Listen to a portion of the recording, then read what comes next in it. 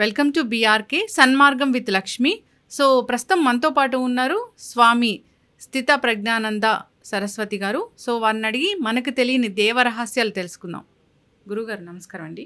నమస్తే అమ్మా. జగత్తు కల్పించబడింది బాగానే ఉంది, కానీ ఈ జగత్తులో కొందరు మంచోళ్ళు కొందరు చెడ్డోళ్ళు ఎందుకు అయ్యారు? ఇప్పుడు జగత్తులో కొందరు మంచోళ్ళు కొందరు చెడ్డోళ్ళు ఎందుకు అయ్యారంటే, మీ స్వప్నంలో మంచోళ్ళు ఉంటారు, చెడ్డోళ్ళు ఉంటారు, అనేక ఉంటాయి. స్వప్నంలో ఉన్నంత వరకు మీరేమో కోర్టులు పోలీస్ స్టేషన్ అంటే తిరిగారు మీ స్వప్నంలో. బయటకు వచ్చిన తర్వాత ఏమైంది, మంచి లేదు చెడు లేదు అన్ని డిస్మిస్. అయితే నేను అలా డిస్మిస్ చెయ్యను, మీరేం కంగారు పడకండి. ఇక్కడ ఒకటి విషయం ఉంది. అసలు సృష్టికి మనం ఎందుకు ఇలా పుడుతున్నాము అంటే, అనాది కాలంగా ఈశ్వర జీవ అనేది వేరువేరేం కాదు. ఏదైతే ఈశ్వర అంటున్నామో అది ఈశ్వర. ఇదేంటమ్మ, ఇది ఈశ్వర అనుకుందాం. అయితే ఈశ్వరుని ఆధారంగా చేసుకొని సపోర్ట్ తీసుకొని ఈ మాయాశక్తి అనేది, అంటే ఈశ్వర ఏకమేవ అద్వితీయం నేహ నానాస్తి కించన సదేవ సౌమ్యమగ్ర ఆసేత్ అంటారు. అంటే కేవలము సత్యము జ్ఞానస్వరూపము శుద్ధ చైతన్యమే ఈశ్వర. అది ఎలా ఉంటుంది, ఆకాశం వలె వ్యాపించి ఉన్నది. దాని నుండి ఒక చిన్న డిస్టర్బెన్స్ మాయాశక్తిగా ప్రకటమైంది. మాయాశక్తి ఏంటి, 3 గుణములు ఉంటాయి ఆ మాయాశక్తికి. ఏంటి ఆ గుణములు, సత్వగుణము, రజోగుణము, తమో గుణము. ఓకేనమ్మా, ఆ 3 గుణములు ఉన్నాయి కదా. ఈ 3 గుణములు కలిపి ఈ ఈశ్వరుని అంటిపెట్టుకొని ఆధారంగా ఉంది. ఈ 3 గుణముల్లో ఉన్న మాయ శక్తిలో ఈ ఈశ్వరు అన్నాను కదా, దీని యొక్క ప్రతిబింబం దీని మీద పడితే ఏమొచ్చింది, నేనున్నానని వచ్చింది ఒకటి. దీన్నే జీవాత్మ అంటారు. మీకు అర్థమైందమ్మా? ఇప్పుడు ఈ రెండింటి వల్ల ఈ ప్రతిబింబం దీని మీద పడితే ఇది వచ్చింది జీవ. ఈయనేమంటానంటే, నేను ఒక వ్యక్తిని అని క్రియేట్, డూప్లికేట్ ఇది. యాక్చువల్గా ఒరిజినల్గా ఏం అస్తిత్వం లేదు. దీని యొక్క రిఫ్లెక్షను ఈ జీవాత్మ. సో జీవాత్మ ఎవరికి సపోర్ట్ ఉండాలి, పరమాత్మ వైపు ఉండాలి. ఈ పరమాత్మ చూడకుండా ఇటువైపు కలిసిపోయింది. సో ఈ 3 గుణాలతో ఉన్నటువంటి ప్రకృతితో సహజీవనం చేస్తుంది జీవాత్మ, పరమాత్మ మర్చిపోయింది. అప్పుడు ఈ గుణములు 3 రకాల గుణములు. ఒకటి సత్వగుణము, రజోగుణము, తమో గుణము. ఆ గుణములు ఏంటంటే అనేక కార్యాలకు దారితీస్తాయి. మీలో సత్వగుణం ఉందనుకోండి, స్వచ్ఛమైన శాంతి, ప్రశాంతత, ఆనందము, ఇతరులకి సహాయం చేయాలి, మీరు జ్ఞానం సంపాదించాలి, అజ్ఞానాలు ఉండకూడదు, భయం ఉండకూడదు, రాగద్వేషాలు ఉండవు, అసూయ ఉండదు, మంచి స్వభావంతో ఉంటారు. ఇప్పుడు మీలో సత్వగుణం ఉంటే, ఒకవేళ సత్వగుణం తక్కువగా ఉంటే దాన్ని పెంచుకునే మార్గంలో ప్రయత్నించాలి. కొంతమందిలో రజోగుణం ఉంటుంది, వాళ్ళు ఒక క్షణం కూడా కాళ్ళు ఎక్కడ పెట్టలేరు, అటు తిరుగుతుంటారు ఇటు తిరుగుతుంటారు, పని లేకపోయినా తీసిని పెడుతుంటారు. ఇంట్లో ఒక్కోసారి అమ్మలు చూస్తే పని ఉండదు, అక్కడ జాడు తీసుకుని అటు నుంచి ఇటు తుడుస్తారు, అక్కడ అల్మార్ ఓపెన్ చేస్తారు, బట్టలు తీస్తారు, మడత మళ్ళీ పెట్టేస్తారు ఊరికే. ఎందుకంటే ఆడిపాడిని చేతులు ఉండవు అనమాట. దాన్ని రజోగుణ తత్వం అంటారు. తర్వాత తమో గుణం ఉంటుంది, ఎప్పుడు నిద్ర, ఆలస్యము, లేజినెస్ అనమాట. సో ఇవి మెయిన్ గుణాలని చెప్పాను. కానీ సత్వగుణం ఉండేవారు తను ఏ కార్యం చేసినా తన స్వార్థం చేయరు. వాళ్ళకి ప్రయోజనంతో పాటు ఇతరులకు కూడా ప్రయోజనం కలిగే విధంగా చేస్తారు. వాళ్ళు ఆధ్యాత్మికంగా స్పిరిచువల్గా ఎదుగుతారనమాట. రజోగుణం ఉండేవారు స్వార్థం అనమాట. వాళ్ళు ఇతరులకు పెద్దగా హింస కాకుండా వాళ్ళు పైకి రావాలనే స్వార్థంతో సెల్ఫిష్గా ఉంటారు. తమో గుణస్తులు ఏంటంటే ఇతరులను హింసించైనా బాధ పెట్టైనా తన స్వార్థం కోసం ఇతరులని హింసిస్తారు, వాడుకుంటారు. దాన్ని తమోగుణ తత్వం, దాన్నే రాక్షస పైశాచికత్వం అంటారు. రాక్షసులందరికీ అలాంటి గుణమే ఉంది. రాక్షసులంటే మనమే రాక్షసులము, మనమే దేవతలము, మనమే మనుష్యులము. అదే మీకు చెప్తున్నాను. మనోళ్ళు ఏంటంటే సినిమాలు బాగా చూసాము, సినిమాల నుంచే మనకు తెలిసాయి. మనకు రామాయణం ఎలా తెలిసింది, సినిమాల నుండి. మహాభారతం కొన్ని ఎలా తెలిసాయి, సినిమాల నుండి. భగవద్గీత కూడా ఇప్పుడు అర్థమైంది, సినిమాలు. ఇదంతా సినిమా చదువులు.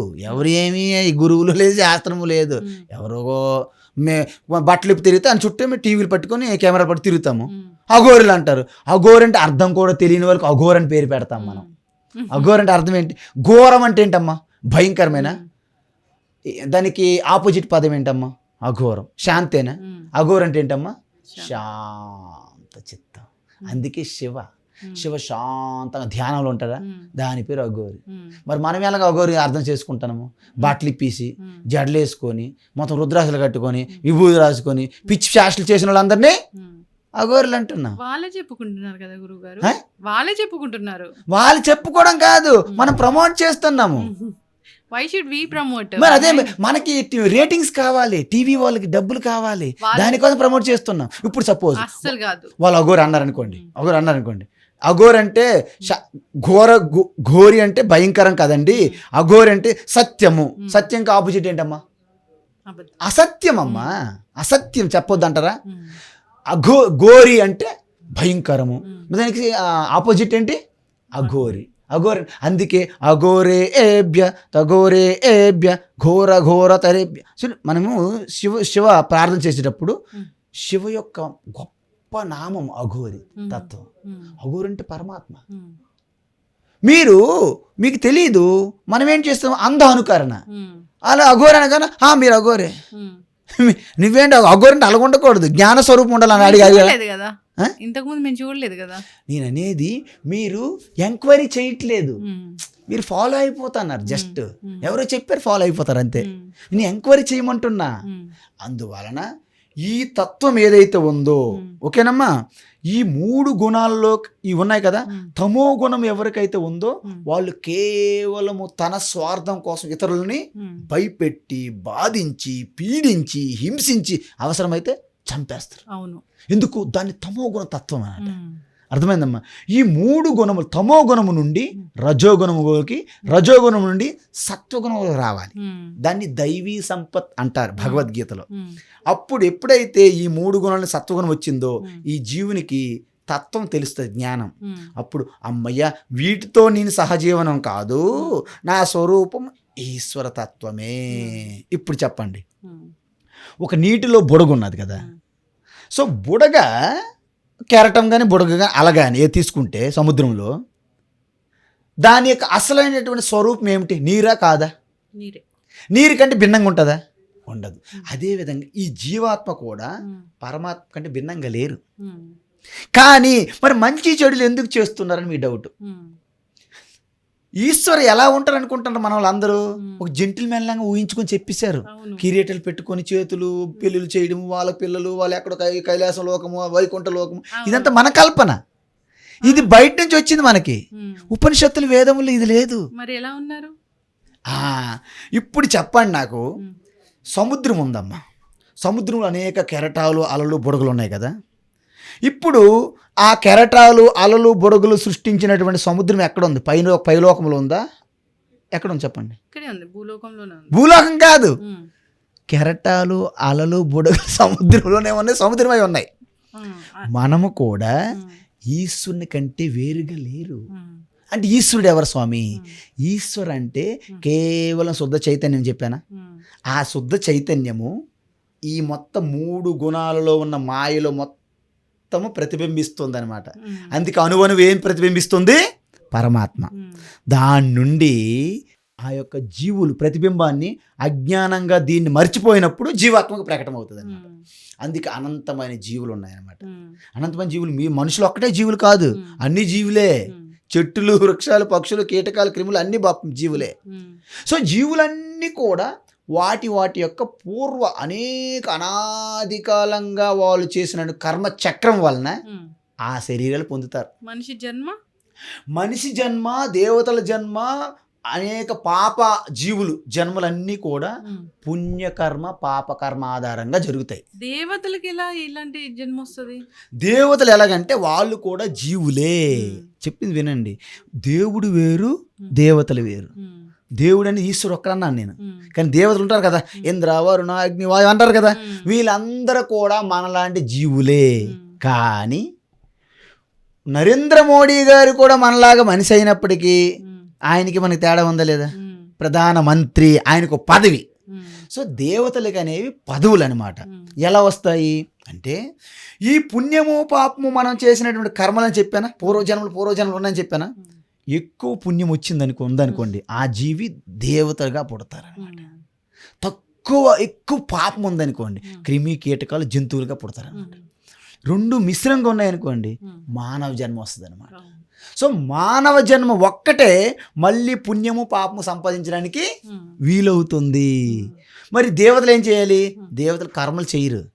దేవతలు మనం చేస్తాం కర్మలు. ఇంద్రాయ స్వాహ ఇంద్రాయ ఇదం న మమ, అగ్నయే స్వాహ అగ్నయే ఇదం న మమ. మనం చేస్తాం వాళ్ళకి, వాళ్ళు ఏకం చేయరు. వాళ్ళు ఏం చేస్తారు స్వామి? వాళ్ళు కేవలం భోగాలు అనుభవిస్తారు.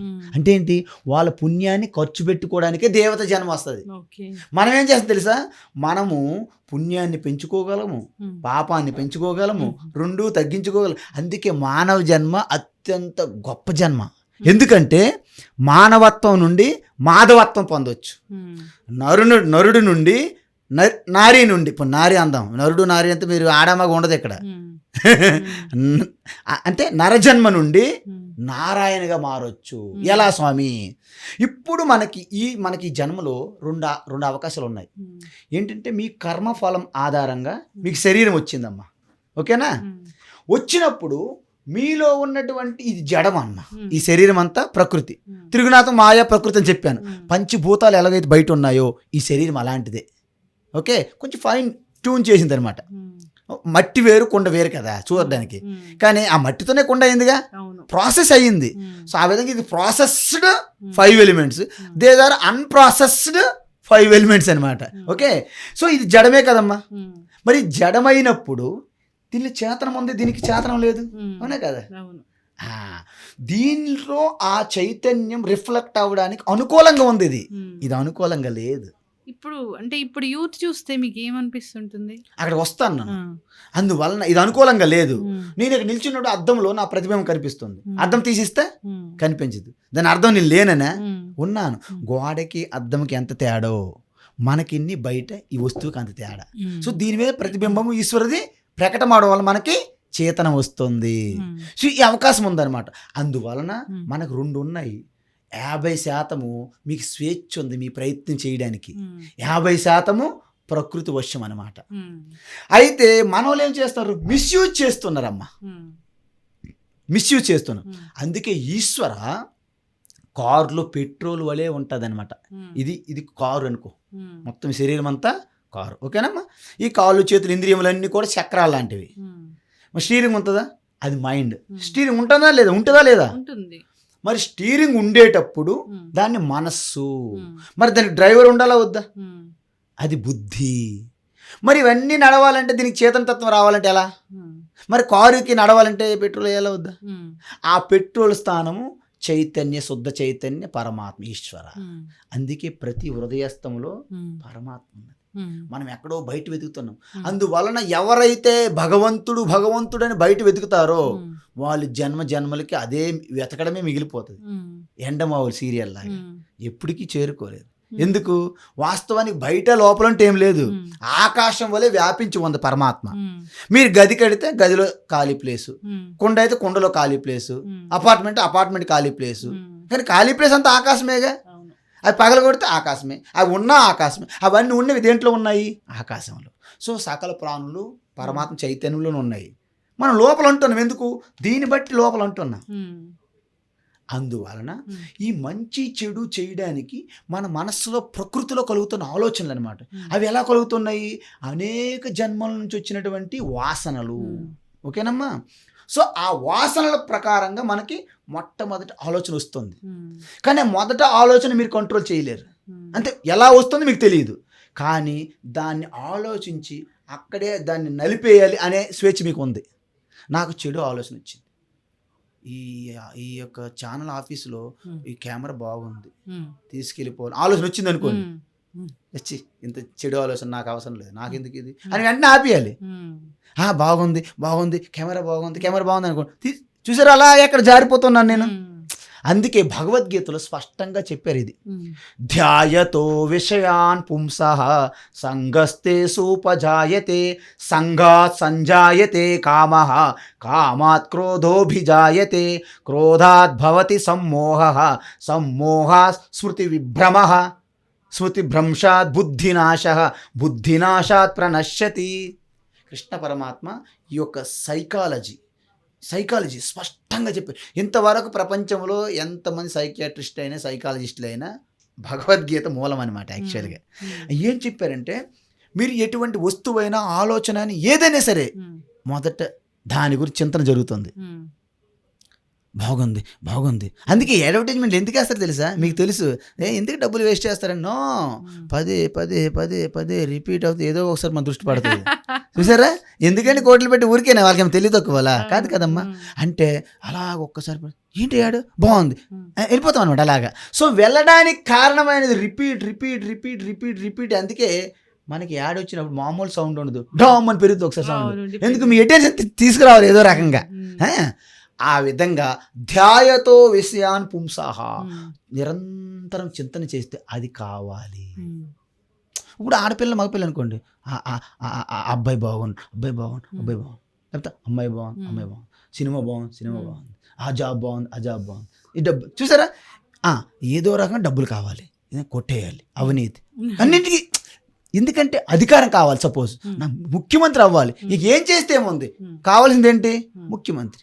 టార్గెట్ ముఖ్యమంత్రి, సీఎం సీఎం సీఎం అంటే ఏమవుతుంది? ఊరికే సీఎం అయిపోద్దా? దానికోసం అన్నీ చేస్తాడనమాట. నెగిటివ్స్ అన్నీ, ఆల్ నెగిటివ్స్ కమ్. బ్యాక్గ్రౌండ్లో గ్రీన్ రూమ్లో జరుగుతాయి అన్నీ, స్క్రిప్ట్ అంతా. సో ఈ విధంగా ఈ ధ్యాయతో ఎప్పుడైతే చింతన చేస్తారో అది నాకు కావాలి కావాలి, attachment attachment, I want. So అది తీర్చుకోలేకపోయారు అనుకోండి, అడ్డగా ఎవరైనా వచ్చారనుకోండి, వాళ్ళ మీద కోపం. ఒకవేళ తీర్చుకున్నా ఇంకా కావాలని గ్రీడ్, లోబి. మొత్తం పైన ఏమవుతుంది? పూర్తిగా క్రోధం, కోపం వచ్చింది అడ్డుకున్నారని మీ యొక్క బుద్ధి వివేకం అంతా కోల్పోతారు. అప్పుడు తల్లి లేదు, తండ్రి లేదు, అక్క లేదు, చెల్లి లేదు, గురు అంతే, మొత్తం అవుట్. ఈజ్ డొల్లా నశ్యతి, ఈ లాస్ట్, డిస్ట్రాక్షన్ హ్యాపెన్స్ అనమాట. సో ఈ విధంగా ప్రతి ఒక్కరికి స్వేచ్ఛ ఉంది 50%. అందువల్ల మొట్టమొదటి ఆలోచన ఎక్కడి నుంచి వచ్చిందో మీకు తెలియదు, కానీ రెండో ఆలోచన నుండి మీ చేతిలో ఉంటుంది. రెండో ఆలోచన ఎప్పుడైతే మీ చేతిలో ఉందో, ఏం మాట్లాడాలని మీ చేతిలో ఉంటుంది, ఏం మాట్లాడాలని మీ చేతిలో ఉందో, ఏం చెయ్యాలని మీ చేతిలో ఉంటుంది. అంటే మీ జీవితాన్ని దివ్యమైన జీవితంగా మార్చుకోవాలన్నా, నరకంగా మార్చుకోవాలన్నా ఎవరి కారణము? ఎగ్జాక్ట్లీ. కానీ రెండింటికి కూడా బ్లెస్ యూ అని ఈశ్వరుడు అనుగ్రహిస్తాడు. ఎందుకు? సూర్యుని వలె ప్రకాశంగా ఉంటుంది ఆకాశం, పరమాత్మ. ఇప్పుడు సూర్యకాంతిలో కొంతమంది మంచి పనులు చేస్తారు, కొంతమంది చెడు పనులు చేస్తారు. సూర్యుడికి ఏమైనా సంబంధమా?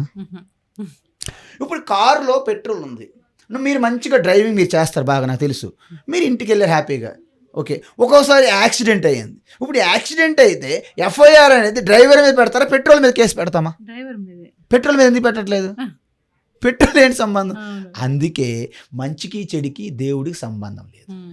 అందువలన మిమ్మల్ని మీరు పడిపోయారు, అమ్మా ఎంత పని అయిపోయిందని మీ చేతితో ఎత్తాను, అది కూడా శక్తి ఎవరు? ఈశ్వర. మిమ్మల్ని లాయపడి ఒకటి కొట్టాను, కొడితే పడ్డారు, దానికి కూడా శక్తి ఎక్కడి నుంచి వచ్చింది? నాకు ఈశ్వరే. మీకు అర్థమవుతుందా? అంటే మంచి చెడు రెండు ఈశ్వరుని లేవు, మనం ఇస్తున్న మా లేబులింగు.